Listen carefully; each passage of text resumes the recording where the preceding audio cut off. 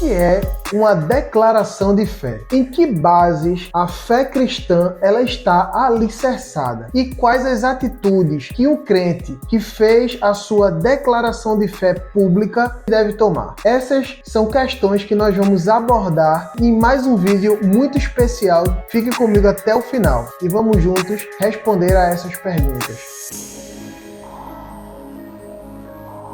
Olá, sejam muito bem-vindos a mais um vídeo dos seus primeiros passos. No vídeo de hoje nós vamos conversar um pouco sobre os primeiros passos na vida cristã. É um assunto de extrema importância. Esse assunto vai nos dar base para entendermos o que o cristianismo bíblico ele vai nos ensinar. Eu costumo dizer, uma frase que eu aprendi e eu acho muito legal, é que para que você conheça se uma doutrina ela é falsa, não é preciso você se aprofundar em outras doutrinas. Basta que você conheça muito bem a doutrina que você professa. Você conhecendo muito bem a Bíblia, você vai saber distinguir o que é de Deus e o que não é de Deus. E no vídeo de hoje, nós vamos tratar sobre pontos muito importantes que são fundamentais para a fé cristã. O que é que nós cristãos acreditamos de fato? O que é que a Bíblia vai nos ensinar? E o que é que nós precisamos seguir em nossos credos? Após a conversão, o novo crente ele deverá ser integrado à igreja, que é o corpo de Cristo. Então, esse processo ele se dá por dois processos fundamentais, que é o batismo e a sua confissão de fé, que é feita automaticamente no ato do batismo. Então, o que é uma declaração de fé? A declaração de fé é dizer diante de todos que agora você pertence a Jesus. Então, a declaração de fé, ela possui algumas características. Primeiro, a confissão de fé, ela deve ser feita de forma audível. Essa confissão, ela deve ser feita de forma audível, ela deve ser feita também na presença de outras pessoas, outras testemunhas. A gente encontra isso lá em Mateus, capítulo 10, versículo 35. A segunda característica de uma confissão de fé é que ela deve assumir a nossa responsabilidade como cristão, não negando a Jesus diante dos homens. Mateus 10:33 vai nos dizer o seguinte: mas qualquer que me negar diante dos homens. E a terceira característica de uma confissão de fé é que você deve estar pronto para testemunhar. E isso é imprescindível. Romanos 10, 9 ao 10. Ele vai dizer: se com a tua boca confessares ao Senhor Jesus. Ou seja, é necessário que nós confessemos ao Senhor Jesus diante das pessoas. Porque hoje em dia muitas pessoas têm vergonha de Jesus, têm vergonha de confessar o nome de Cristo. E nós não devemos ter vergonha. O próprio apóstolo Paulo diz que não se envergonha do Evangelho, porque ele é poder de Deus. Então, confessar a Cristo diante das pessoas, confessar que agora Jesus Cristo, ele é o seu Salvador, ele é o seu Redentor, ele é o seu resgatador, é poder para a sua vida. É você mostrar para as pessoas que agora você está livre, porque Cristo livrou você das correntes do pecado e que agora você serve a um Deus vivo e poderoso. E temos também mais um ponto, que é o ponto D. E este ponto, ele vai estar acompanhado de 4 credos. Primeiro, é crer em Deus, o Pai, o Criador, Deus, o Filho, o Redentor, e Deus, Espírito Santo, o Regenerador. Então é de suma importância crer que Deus Pai, ele é o Criador. Crer em Jesus Cristo como o Redentor, aquele que redimiu a sua vida do pecado. E crer no Espírito Santo como o Regenerador, aquele que vai te regenerar. E regenerar significa nascer de novo, ser gerado outra vez. O Espírito Santo, ele vai fazer com que você nasça novamente, com que você se torne agora uma nova criatura. O santificador, ele também vai santificar a sua vida e repartidor dos dons espirituais. Então, o Espírito Santo, ele não é apenas aquele que vai regenerar a sua vida. Ele também vai te santificar e ele vai repartir os dons do Senhor Deus para a sua vida. Também é crer que a Bíblia ela é a única regra de fé e prática que nós devemos seguir. Quando nós compramos um móvel novo, um equipamento novo, um eletrodoméstico, ele sempre vem com um manual. O manual ele serve para orientar a como você vai montar aquele móvel ou a como você vai usar aquele equipamento. Assim mesmo funciona a Bíblia para as nossas vidas. Ela é a nossa orientadora. A Bíblia é aquele livro, é o livro que vai nos dar o direcionamento, o norte de como nós devemos obedecer, o que nós devemos fazer. O que é que Deus quer de nós? Então, sempre que nós quisermos ouvir a voz de Deus, sempre que nós quisermos ouvir o que Deus tem planejado para a nossa vida, basta abrir a Bíblia. Lá estão contidas todas as respostas, todas as orientações, todos os desejos que Ele tem para a nossa caminhada de fé. O terceiro ponto é crer que a igreja é o corpo de Cristo. Isso é muito importante, porque um crente individualmente, ele não é corpo de Cristo. Ele é apenas um membro. Assim como o nosso corpo. O nosso corpo ele é constituído por vários membros. E a junção desses membros forma um corpo. Assim mesmo, é a junção de todos os cristãos. Todos os membros, quando se juntam, formam-se o corpo de Cristo. E a junção dos membros, a junção dos cristãos é a igreja. A igreja ela é chamada de corpo de Cristo. E Cristo, ele é a cabeça da igreja. Ele é o líder da igreja. Ele é o dono, o pai, o grande pastor da igreja é o Senhor Jesus. E o último ponto é crer no exercício dos dons espirituais. É entender que os dons espirituais, eles são continuistas. Existe um debatezinho em relação a isso, né? Alguns são cessacionistas e outros são continuistas. Mas, a rigor, nós cremos que os dons não cessaram, que os dons eles continuam, que o Espírito Santo, que é o repartidor de dons, ele continua derramando os seus dons até hoje sobre a sua igreja. E o segundo ponto que nós vamos entrar agora é sobre os alicerces da fé. E esses alicerces da fé são divididos em 11 pontos fundamentais. E o primeiro ponto que nós vamos abordar aqui, veja o que diz a lição. Esse Deus ele é infinito, ele é imutável, ele é eterno. Ele é onipotente, onisciente, santíssimo, gracioso, misericordioso e longânimo. Esse Deus, o Deus que nós servimos, ele tem esses vários atributos, atributos comunicáveis, atributos incomunicáveis. Esse Deus que nós servimos, ele é o Deus único e verdadeiro. A Bíblia diz que não existe outro além do Senhor Deus. Não existem outros deuses. O Senhor Deus é um só. Essa segunda base de fé cristã é entendermos que este Deus único, ele é trino, é crer na trindade. Então, isso quer dizer que na unidade da divindade há 3 pessoas distintas. Deus,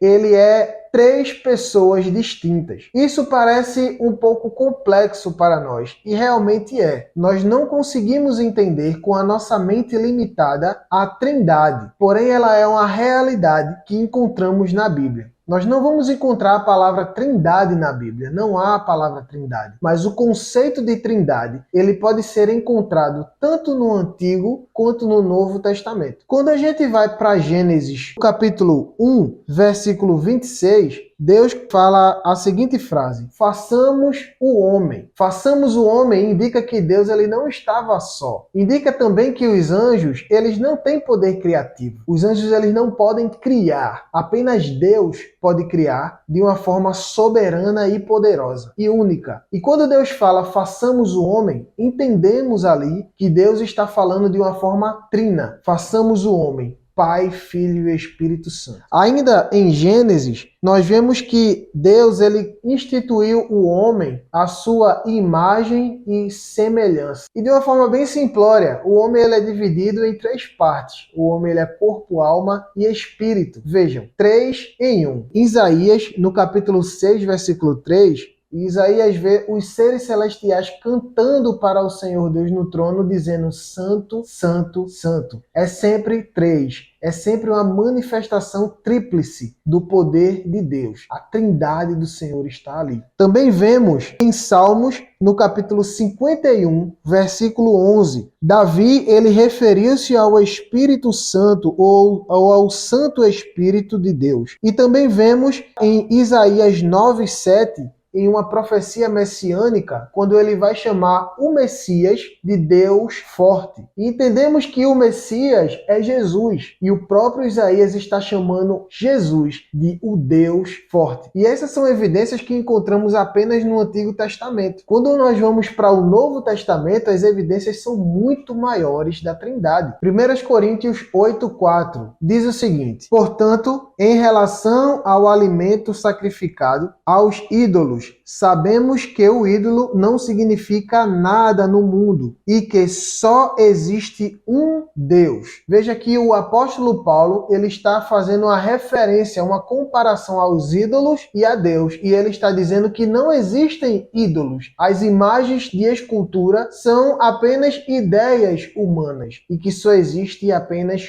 um único Deus. Colossenses 1:15. Paulo vai falar o seguinte versículo: Ele é a imagem do Deus invisível, o primogênito sobre toda a criação. Então, este versículo está fazendo referência a Cristo, onde a epígrafe diz a supremacia de Cristo. Então, veja, Paulo ele está chamando o próprio Cristo de a imagem perfeita ou a imagem do Deus invisível. Jesus Cristo, ele é o retrato exato do Deus invisível, levando-nos a entender de que Jesus Cristo, ele é sim Deus. E lá em Atos, capítulo 13, versículo 2, vai dizer o seguinte: enquanto adoravam o Senhor e jejuavam, disse o Espírito Santo: separem-me Barnabé e Saulo para a obra que o tenho chamado. Assim, depois de jejuar e orar, impuseram-lhe as mãos e os enviaram. Então veja que o Espírito Santo não se trata de uma força ativa ou de uma energia. O Espírito Santo se trata de uma pessoa que fala, que tem vontade própria. Ele manifestou a vontade de separar Paulo e Barnabé para a viagem missionária. Ele falou essas palavras, mostrando claramente que o Espírito Santo de Deus é uma pessoa. Ainda em Efésios 4:30, Paulo vai dizer o seguinte: não entristeçam o Espírito Santo de Deus, com o qual vocês foram selados para o dia da redenção. Vejam, o Espírito Santo de Deus ele pode ser entristecido. Uma força ativa, um poder, uma energia não tem sentimentos, mas o Espírito Santo ele pode sim ser entristecido através de atitudes erradas que tomamos. Isso prova claramente que o Espírito Santo é uma pessoa e que tem sentimentos. A terceira base da nossa fé é crermos em Jesus como o único Salvador. Deus tinha um único Filho e o deu para morrer em favor daqueles que o aceitaram como Salvador. Ele é o caminho, a verdade e a vida. É o único mediador entre Deus e os homens. Ele é a pedra angular da igreja. Seu sangue tem o poder de redimir o pecador. Apenas Jesus tem o poder de redimir o pecador de seus pecados. Apenas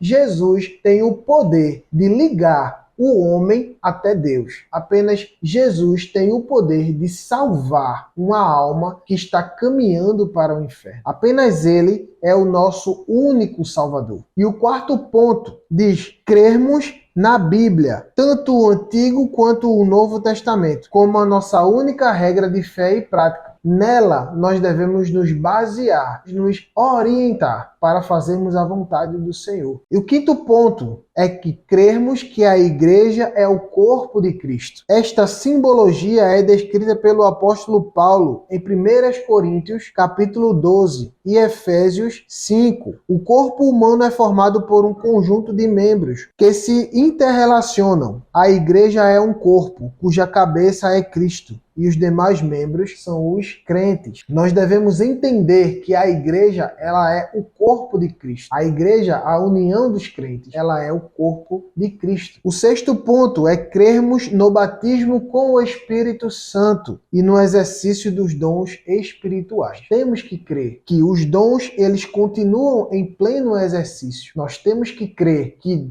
o Espírito Santo, ele batiza os seus selados, os seus escolhidos, aqueles que fazem parte do corpo de Cristo. O batismo com o Espírito Santo é uma bênção para os dias atuais e não apenas para os cristãos do primeiro século. Lá em 1 Coríntios, no capítulo 14, versículo 1, Paulo vai nos orientar: segui o amor e procurai com zelo os dons espirituais. Ou seja, os dons espirituais são um presente de Deus para a sua igreja, para que ela avance e para que o reino ele prospere na terra. O ponto 7 vai nos dizer o seguinte, que nós devemos crer que Deus criou o homem com inteligência, retidão, capacidade de fazer escolhas e perfeita santidade, a sua imagem e semelhança. O homem, ele não é resultado de uma série de evoluções que aconteceram durante milhares e milhares de anos. O homem não é o resultado de seres alienígenas que plantaram uma semente aqui na Terra. O homem, ele foi criado à imagem e semelhança de Deus. O próprio Deus, ele pegou aquela forma que ele fez com as suas mãos e soprou nele, nas suas narinas, o fôlego de vida. É isso que a Bíblia nos ensina. É isso que a nossa regra de fé e prática nos ensina. O ponto 8 vai nos dizer o seguinte: cremos que a fé nasce nos corações por obra do Espírito Santo, mediante a palavra de Deus. Quando lemos lá em Romanos,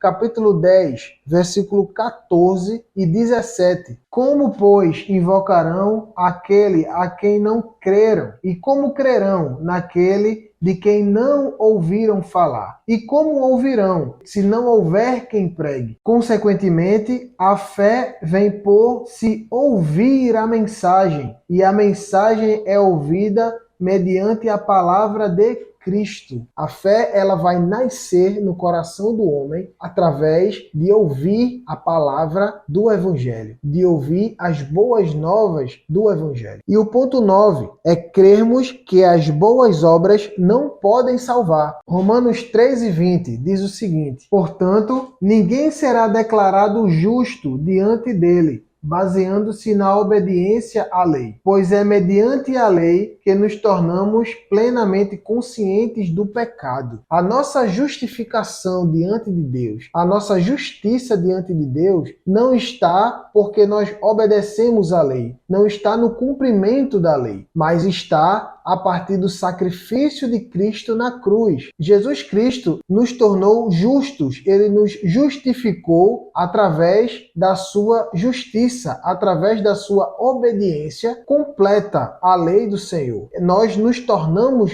justos. E o ponto 10 vai nos dizer o seguinte, que nós temos que crer que após a morte, o corpo do homem torna-se pó, mas sua alma volta a Deus. A alma do justo vai para a presença de Deus, onde aguarda a ressurreição do corpo. Porém, a alma do ímpio é lançada no inferno, onde espera o grande dia, o dia do juízo final. Então, temos que crer. Uma das bases de nossa fé é crer que, quando morremos, vamos para Deus. As pessoas que não têm Deus, as pessoas que estão alheias à vontade do Senhor, afirmam que morreu, acabou. Não tem mais esperança. Morreu, volta ao pó, e vida que segue. E não é assim o que a Bíblia nos ensina. A Bíblia nos ensina que há uma recompensa, e esta recompensa é a nossa vida eterna. Se nós, porventura, não chegarmos a ver o grande dia da vinda do Senhor Deus, nós certamente, quando morrermos, estaremos diante do Senhor, na sua casa, na sua morada, porque foi isso que ele nos prometeu. E o ponto 11, cremos na segunda vinda de Cristo, a ressurreição e o juízo final. Quando lemos lá em Mateus, no capítulo 24, versículo 30, então aparecerá no céu o sinal do Filho do Homem, e todas as nações da terra se lamentarão e verão o Filho do Homem vindo nas nuvens do céu, com poder e grande glória. Essa é a nossa firme certeza. O Senhor Jesus, o Filho do Homem, aparecerá nos céus com grande poder e grande glória, e todas as nações da terra o verão. Lucas,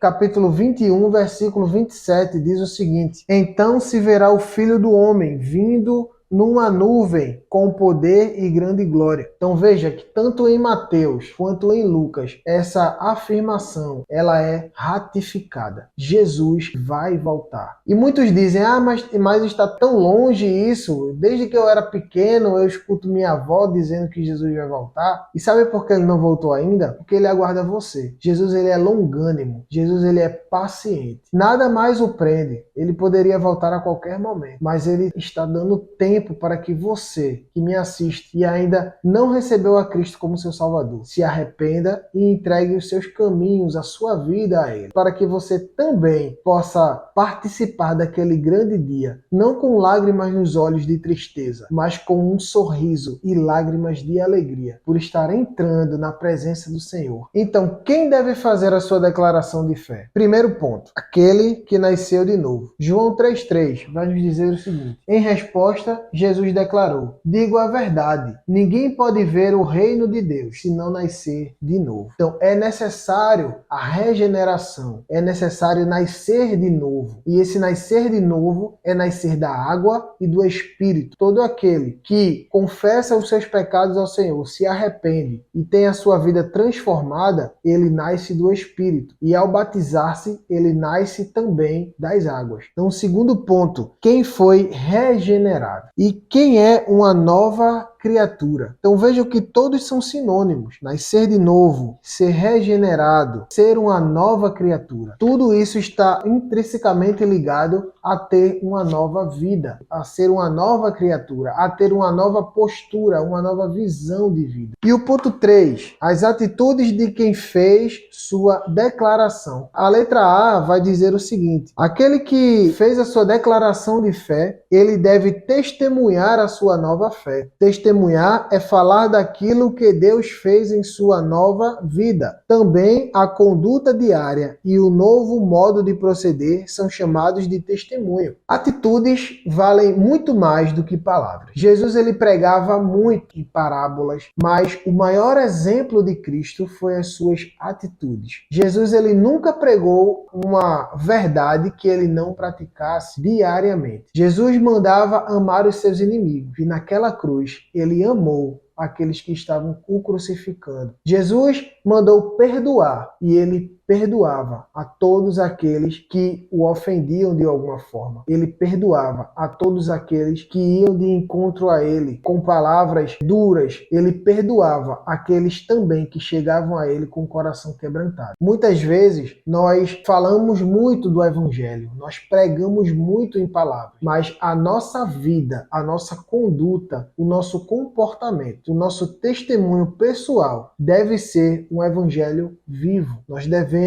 testemunhar com atitudes, para que o mundo olhe para nós e diga: realmente, este é um verdadeiro cristão, esse é um verdadeiro regenerado, ele nasceu de novo. O ponto B diz que nós devemos viver para Cristo. Esse é o nosso compromisso. Como cristãos, morremos para o mundo e passamos a viver para ele. Gálatas 2:20 vai dizer o seguinte: já estou crucificado com Cristo e vivo não mais eu, mas Cristo vive em mim. Quando nós recebemos a Cristo, nós somos crucificados com Cristo. E ser crucificado com Cristo também significa ressuscitar com Cristo. Ponto C vai nos dizer o seguinte, que nós devemos viver em renúncia constante. Convertidos, temos condições de avaliar melhor o padrão de vida mundana que nos cerca. Muito daquilo que está ao nosso redor não serve mais para o nosso viver, pois não agrada ao nosso Deus. Por isso, a vida cristã é de constante vigilância e renúncia. Então, quando a gente tem agora uma vida nova com Cristo, uma mente renovada, nós olhamos ao nosso redor e nós vemos que certos comportamentos ou certos ambientes que